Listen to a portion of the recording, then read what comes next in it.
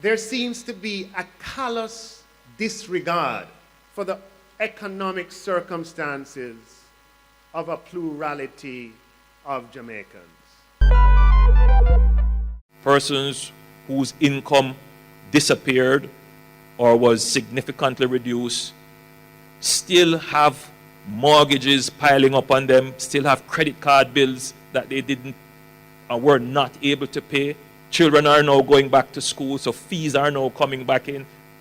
Bus fares and lunch money have to be paid, and then they have to now hear about increases in bank fees. But when it comes to the setting of bank fees, it would seem as if our commercial banks are tone deaf. I repeat, this great potential economy that we have exists in a social context, and the leaders of the economy must pay close attention to the social context. The banks have introduced a fee of $25 in one instance and $30.85 in another instance to withdraw your money from an ATM that they have put in place. And if you use another bank to withdraw your money, it's $60.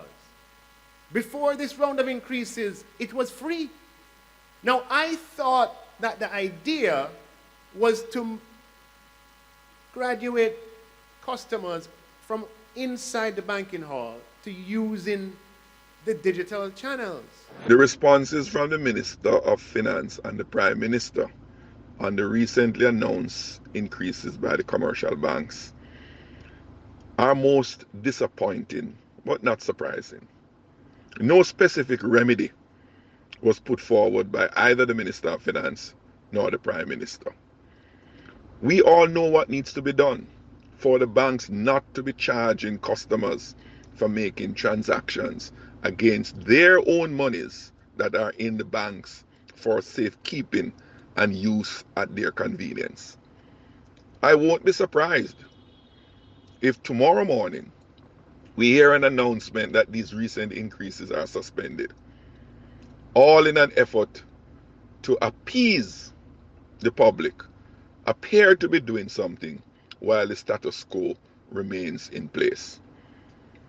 As my mother would say, such actions are most heart-wrenching. We expect more and better from those elected to protect the majority of Jamaicans. My job as a leader of the government is to facilitate as much with market-based approaches and solutions.